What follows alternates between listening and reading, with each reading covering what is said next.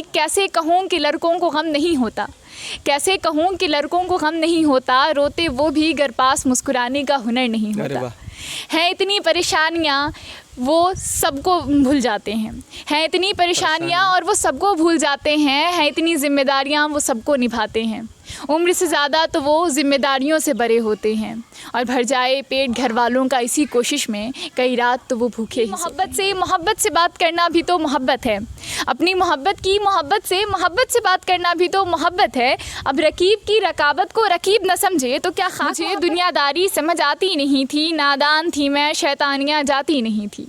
मुझे दुनियादारी समझ आती नहीं थी, नादान थी मैं, शैतानियाँ जाती नहीं थी। पर मिलेगी ये सज़ा तुमसे मोहब्बत की जानी, पर मिलेगी ये सज़ा तुमसे मोहब्बत की जानी। है अफसोस ये बात मैंने तब पहचानी नहीं थी, है अफसोस ये बात मैंने तब पहचानी। करवटें बदल बदल कर तुम क्या जताना चाहती हो, यूँ करवटें बदल बदल कर तुम क्या जताना चाहती हो कि याद में हमारी नींद तुम्हें आई नहीं। यूँ करवटें बदल बदल कर तुम क्या जताना चाहती हो कि याद में हमारी नींद तुम्हें आई नहीं। अरे सच तो ये है कि तुम सो सो कर थक चुकी हो, अरे सच तो ये है कि तुम सो सो कर थक चुकी हो, पर याद हमारी आई नहीं। पर कि ये क्या हो रहा है, मुझे फ़र्क नहीं पड़ता कि हिंदू लड़ रहा है, मुझे फ़र्क नहीं पड़ता कि मुसलमान लड़ रहा है। मुझे सोच इस बात की है कि हिंदुस्तान लड़ रहा है, मुझे सोच इस बात की है कि हिंदुस्तान लड़ रहा है। आज की लड़ाई पूरे भविष्य पर प्रभाव डालेगी, हिंदू मुस्लिम की लड़ाई पूरे हिंदुस्तान पर प्रभाव डालेगी। ये छोटे नन्हे बच्चे जो धर्म जाति से दूर हटकर सिर्फ दोस्ती का हाथ बढ़ाते हैं, जिन्हें पता नहीं है ये भेदभाव की बेतुकी बातें, जिन्हें पता नहीं है भेदभाव की ये बेतुकी बातें, कल इन्हीं के बीच धर्म दरार डालेंगी। नमस्कार, अब बात आपकी देखना शुरू कर चुके हैं। बात थोड़ी भोजपुरी इंडस्ट्रीज़ को ले ले या भोजपुरी भाषा का ले ले। उससे पहले मैं ये बता दूं कि मैं आज नीचे बैठा हूं, ये गांव एरिया है, विलेज एरिया है, और यहाँ बैठने का एक ही कारण है कि भोजपुरी में आजकल कहें तो स्टार की हिडिंग लगी हुई है, मैं बड़ा तो मैं बड़ा, और इस बड़े के चक्कर में एक दूसरे पे कहें ऐसा ऐसा वर्ड यूज़ किया जा रहा है, ऐसे ऐसे भाषा यूज़ किया जा रहा है जो ऑन कैमरा हमारा कहना उचित नहीं होगा। उसी में बहुत सारे कलाकार हैं। एक नेपाल की लड़की आती है जो एक वर्ड यूज़ कर देती है, उसको लेकर आज 10 दिन से भोजपुरी इंडस्ट्रीज़ में पूरा बवाल मचा हुआ है। अब भोजपुरी इंडस्ट्रीज़ की बात कहें तो यूँ गर्त में चला जा रहा है, मतलब पीछे चला जा रहा है। और वही आप साउथ इंडस्ट्रीज़ को ले लें या बॉलीवुड को ले लें, वो बहुत ऊपर जा रहा है। और भोजपुरी का नाम डुबाया जा रहा है सिर्फ एक कारण से, जातिवाद गाने हो गए हैं, धार्मिक गाने हो गए हैं, और एक दूसरे पे आरोप लगाना, मैं बड़ा तो मैं बड़ा, वही हाल है। उसी में तीसरा बाजी मार लेता है। एक लड़की जो नेपाल से आती है, टैटू बनवा के बोलती है, और एक लड़की जो मेरे पास बैठी है। इसी से हम जानेंगे उनके भाषा में, जैसे ये किताब लिखती है और ये कलमों से अपनी बात को रखती है। ऐसा नहीं कि कौन है पावर स्टार, कौन है खेसारी लाल यादव, ऐसे लोग बोलते हैं। वो मुंह से बोलते हैं, जो जान के स्टोरी बनाया जाता है, मतलब उसकी पीछे की कहानी कुछ और होती है। लेकिन ये कलमों से लिखती है अपनी स्टोरी। इस स्टोरी को हम जानेंगे। अभी जो जातिवाद है, चाहे नेता लोग को ले लीजिए, चाहे किसी इंडस्ट्रीज को ले लीजिए, जो भोजपुरी कलाकारों के भी जो चल रहा है अभी ट्रेंडिंग में है, चाहे धर्म को ले लें, भाजपा वाले लोग अलग भाग वाले के घूम रहे हैं, अलग वाले लोग अलग, मतलब धर्मों में इंसान को बांट दिया जा रहा है। तो मैं चाहूँगा कि आप शुरुआत जो दौर है, एक अपने शायरो शायरी से ऐसे शायर सुनाएं जो लोगों को मतलब इंसानियत के लिए हो। जी, सबसे पहली बात तो कि हम इंडिया में रहते हैं और इंडिया जो है वो हर तरह के रिलीजन के लिए ही माना जाता है। India is well known for their culture and religion. तो इंसान को ऐसा नहीं है, हम हर जगह इंसान को अपने धर्म की ये करने की पूरी फ्रीडम मिली हुई है। और रही बात ये, मुझे ऐसा लगता है कि आप अगर इंडिया में रहते हैं तो आप हिंदू, मुस्लिम, सिख या कुछ भी होने से पहले सबसे पहले आप एक इंडियन हैं, आप एक भारतीय हैं। तो आपको उस चीज़ को सबसे पहले उस पर फोकस करनी चाहिए। और इसको ध्यान में मैंने रखते हुए लिखा था कि मुझे सोच नहीं कि ये क्या हो रहा है, मुझे सोच नहीं कि ये क्या हो रहा है, मुझे फ़र्क नहीं पड़ता कि हिंदू लड़ रहा है, मुझे फ़र्क नहीं पड़ता कि मुसलमान लड़ रहा है। मुझे सोच इस बात की है कि हिंदुस्तान लड़ रहा है, मुझे सोच इस बात की है कि हिंदुस्तान लड़ रहा है। आज की लड़ाई पूरे भविष्य पर प्रभाव डालेगी, हिंदू मुस्लिम की लड़ाई पूरे हिंदुस्तान पर प्रभाव डालेगी। ये छोटे नन्हे बच्चे जो धर्म जाति से दूर हटकर सिर्फ दोस्ती का हाथ बढ़ाते हैं, जिन्हें पता नहीं है ये भेदभाव की बेतुकी बातें, जिन्हें पता नहीं है भेदभाव की ये बेतुकी बातें, कल इन्हीं के बीच धर्म दरार डालेगी। वाह, कल इन्हीं के बीच धर्म दरार डालेगी। कल इन्हीं के बीच मतलब दरार डालेगी। और वही चीज़ हो रहा है। ये नेता जैसे अंग्रेज क्या करते थे, अंग्रेज यही करते थे कि फूट डालो राज करो। अब वही चीज़ यहाँ आ गया है, चाहे वो किसी भी इंडस्ट्रीज में है, फूट कर रहे हैं, एक दूसरे पर उंगली लगा रहे हैं। तो ये जो चल रहा है उस पर आप क्या कहिएगा? मैं इसके बारे में कुछ यही कहना चाहूँगी कि कोई भी इंडिया के अगर आप डेवलपमेंट की भी ये करें या कुछ भी करें तो धर्म से किसी का चुनाव नहीं हो सकता है। आपको उसके कर्मों को देखना होगा ना, क्योंकि धर्म इंसान को डिफाइन नहीं कर सकता। ये ऐसी चीज़ होती है जो दुनिया में आने के बाद हम उसे एक मार्क देते हैं कि स्टम्प लगाते हैं कि वो ये है, वो ये है, वो ऊँचे कास्ट का है, वो नीचे का, ये हिंदू, ये मुस्लिम है, ये हमारी दी गई है। आप उसके कर्मों को देखिए ना, आप उसके ये देखिए, इससे क्या फ़र्क पड़ता है कि कौन हिंदू है, कौन मुस्लिम है, कौन क्या है, इससे कुछ फ़र्क नहीं पड़ता है।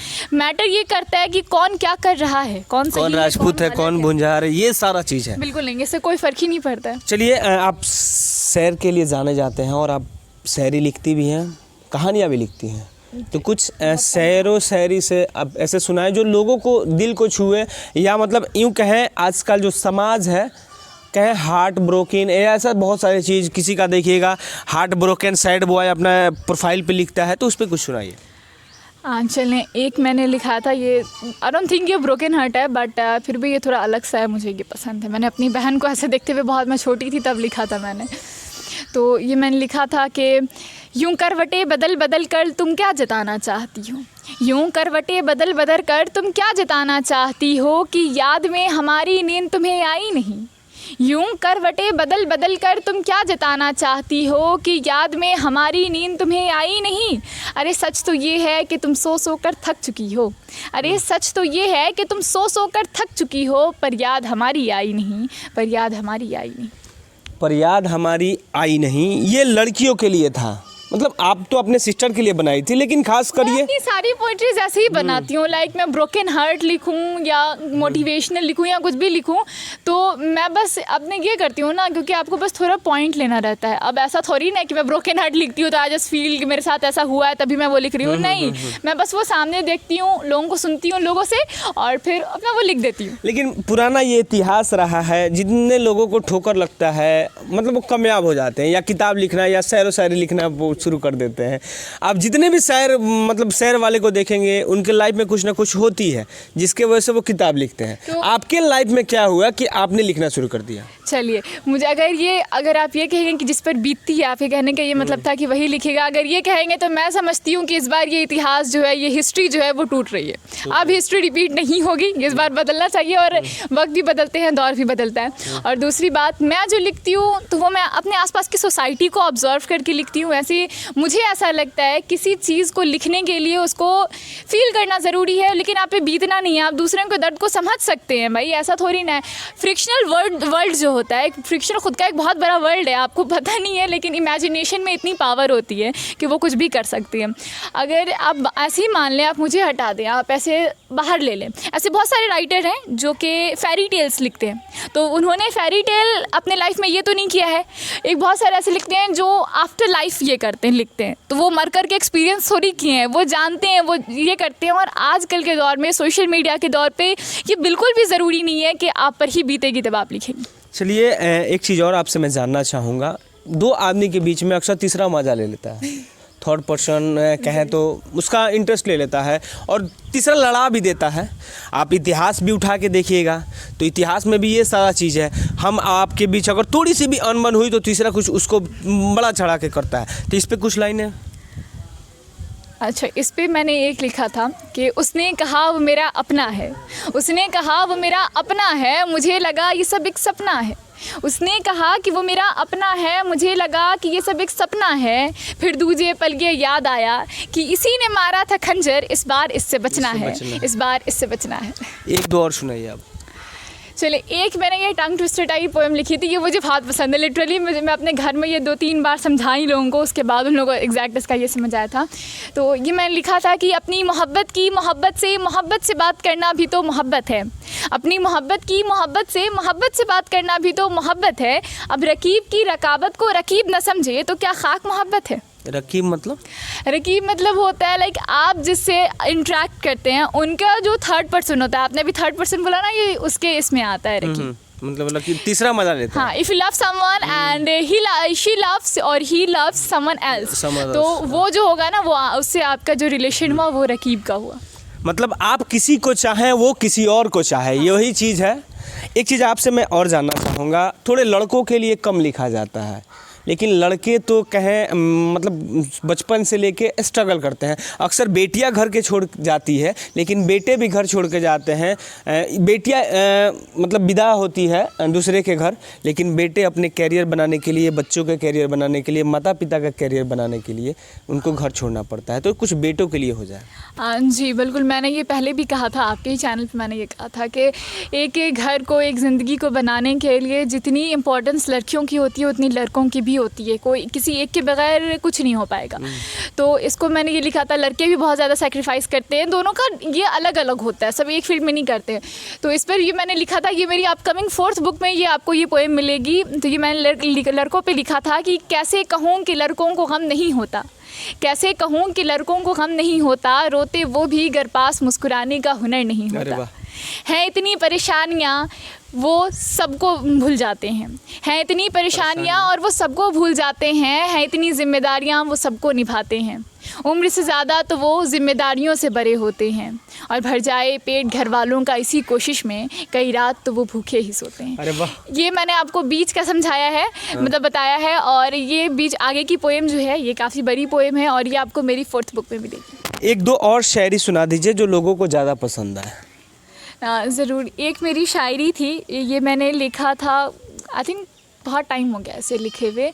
तो ये लिखा था कि मुझे दुनियादारी समझ आती नहीं थी, मुझे दुनियादारी समझ आती नहीं थी, नादान थी मैं शैतानियाँ जाती नहीं थी। मुझे दुनियादारी समझ आती नहीं थी, नादान थी मैं शैतानियाँ जाती नहीं थी, पर मिलेगी ये सज़ा तुमसे मोहब्बत की जानी, पर मिलेगी ये सज़ा तुमसे मोहब्बत की जानी। है अफसोस ये बात मैंने तब पहचानी नहीं थी, है अफसोस ये बात मैंने तब पहचानी नहीं थी। दूसरा एक था मेरा कि तस्लीम कर चुकी हूँ तन्हाई को अब मुक़द्दर, तस्लीम कर चुकी हूँ तन्हाई को अब मुक़द्दर, खुश हूँ कि धोखे के भीड़ में नहीं।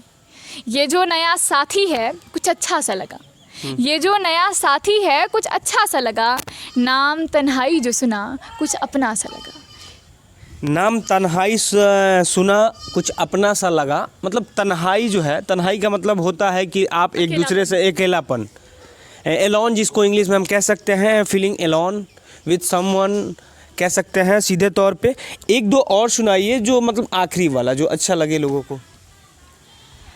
एक ये मेरा था कि कोहराम मेरे लब पर ही था, अल्फाज भर ना आ पाए, हर बात मेरे अंदर ही रही, हम ज़ुबान से कुछ भी कह ना पाए। अब सजेगी लड़ी उन वादों की, अब लगेगी आग उन यादों में, अब सजेगी लड़ी उन वादों की, अब लगेगी आग उन यादों में। इस दिल को मनाया है मैंने, अब आओगे नहीं तुम ख्वाबों में, अब आओगे नहीं तुम ख्वाबों में, अब आओगे नहीं तुम ख्वाबों में। आप देख रहे थे बात आपकी कैमरा पर्सन करण के साथ। तमाम बातें हुई, चाहे वो कलाकारों से लेकर लड़कों से लेकर सारी चीज़ों, इन्होंने कलम का प्रयोग किया है, हालांकि नहीं शब्दों का नहीं।